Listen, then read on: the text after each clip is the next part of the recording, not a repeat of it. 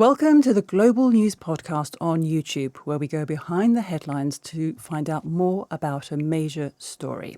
And big news for football fans. The Portuguese superstar Cristiano Ronaldo says next year's World Cup will be his last, and it's likely that he'll retire from football altogether in the next year or two.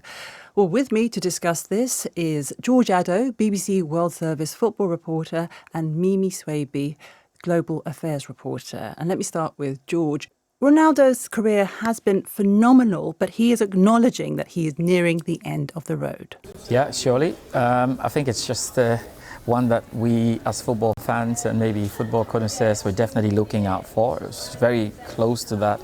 He's 40 years at the moment. Surely at the next World Cup he'll be 41. And if he has any plans for, the World Cup after the next year, that's probably 45. So it just looked like definitely he was getting to the end of his career. You look at what his contributions have been on the pitch. He's not as fast as he used to be before, because at the age of 40, there's very, very little that you can do. But of course, he's been trying his best and scoring the goals as much as he can.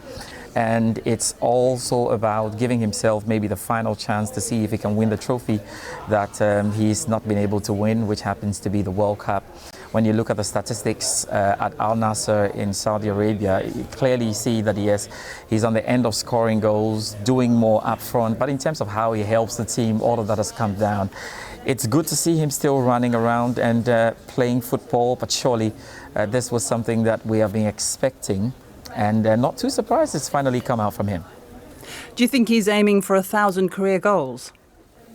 Yeah, clearly one of those things that we're looking at, because you look at the career itself, starting from Manchester United out to Real Madrid, moving to Juventus, back to Manchester United, and back to Saudi Arabia, where he's been scoring a lot of goals, 83 goals in 85 appearances in the Saudi Pro League alone.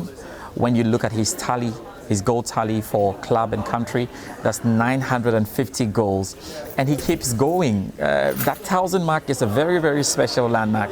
And we know that Cristiano Ronaldo has hinted in places that is something that he's probably looking at. People who are very close to the circle know that it's something that he's looking at. Whether he'll be able to make it or not, he's giving himself the opportunity to do that. And that's why he keeps going on and on.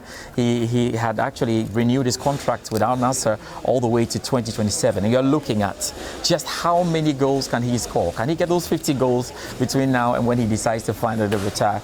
I surely think that he has that in his sights. If he's able to get to 1,000 goals, he'll be really, really excited, and would like to bow on such a good note.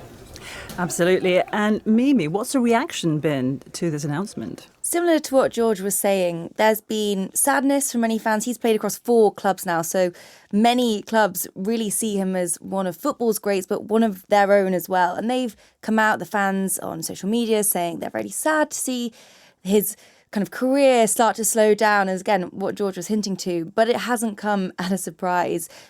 Questions about retirement have been increasing over recent years, and perhaps the way he's kind of dealt with the questions and in the circumstance, maybe people weren't expecting for him to announce at a tourism forum in Saudi Arabia about this really big career moment. Maybe that was going to come in the form of an on-pitch talk for many. That's what they viewed this announcement to be like. So maybe the shock of how it came about as well, fans are kind of deliberating over and chatting about. But many happy moments are being remembered and shared, from goals and things like that. But yeah, mainly happy, but with a tinge of sadness as well. Because Cristiano Ronaldo is about a lot more than football. He's the most followed person on Instagram, and his wife even has a Netflix show. Yes, and I am actually a big fan of that Netflix show. Soy Georgina, I Am Georgina, had 3 seasons on Netflix and was a huge success. She was the executive producer as well, which went down a storm with supporters. And the idea was to open up the couple's life, but the life of Cristiano Ronaldo, this kind of superstar in football, but give a kind of insight into his personal life as well. And it has done really well. So it's kind of gone down as being the top one of the top shows in more than 45 countries it appeared in on Netflix. And that's just one aspect. So that is, the kind of pop culture following for Soy Georgina, his now engaged fiance, but also as a footballer, he's got deals on and off the pitch. He has a, very successful modelling career. He has many things going for him. In Forbes recently, they said that on and off the pitch, his field earnings will be around $280 million.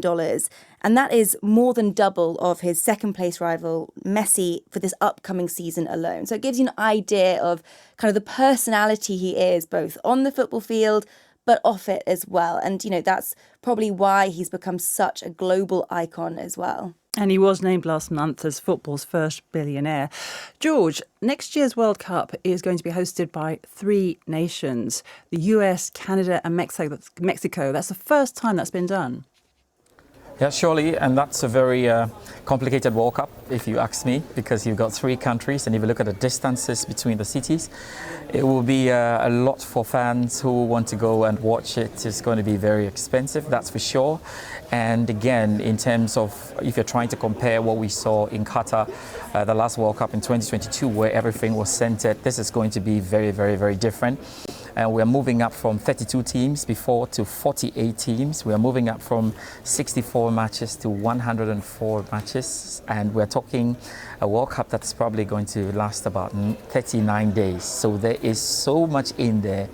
Well, we used to have 4 groups of 8. We're talking 4 groups of 12. And, the top 2 are going to qualify, plus 8 others who finish as best third runners-up. And then we're going to have a round of 32 for a round of 16. So everything about this World Cup is really, really, really different. It sounds very complicated, and we're going to see how it actually plays out.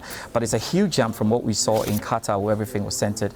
And now it's going to be very, very interesting. So fans are going to have their own bits in terms of what they have to do. The players will have to be even more concentrated, because some players do well when they play just one-off games, and others don't do well in a camping situation. Now you're probably going to be camping about 39 days or staying in a place and keep moving around. So it's going to be very, very, very interesting. Plus, the little things about how FIFA and perhaps the US are going to deal with, visas for a lot of football fans who are going to be coming around. It's FIFA's duty to make sure that people who love football can watch, but equally it's the US of A, their duty as well, to make sure that those who come to their country come there for the right reasons and do what they have to do according to their immigration rules. So we'll see how that marry to be able to have a very good tournament of course, in the US, Mexico and Canada in 2026. Because some people are concerned about the political climate right now under President Trump. So we'll wait to see what happens with those football fans who go to the US. But Mimi, there are also concerns in Mexico about whether it will be ready in time. And the Mexican president was trying to reassure people about those concerns. That's right. Only on Monday, Claudia Sheinbaum promised that many infrastructure projects for this World Cup will be delivered on time. Now, Mexico is going to host about 13 matches, 5 in Mexico City, and then the 8 other matches will be shared out in between Monterrey, a northern city, and Guadalajara, a western city. However, there has been controversy from start to finish with Mexico. A lot of new projects means a lot of new money. And this money is being thrown at projects, including renovations for the Azteca Stadium, which is the largest in Latin America, trying to get it up to kind of speed for this global event. That has also brought alongside it concerns that this money shouldn't be spent on stadiums. It should be spent on hospitals, infrastructure that helps civilians, Mexicans firsthand. And we've seen that there are around 200,000 people who kind of live in the shadows of the Azteca Stadium. And it's feared, are going to be kind of the first people to feel the negative effects of this World Cup. There are already concerns about water shortages and other issues with kind of infrastructure and building works happening. So there's concerns about resources, money, but also the idea that Mexico has many other issues it's trying to deal with right now. There's drug trafficking issues, crime, femicide. There's a whole host of issues. And many people are wondering, why are we spending money on a beautiful thing, but not necessary for the country right now, where many people are just trying to live safely in their homes?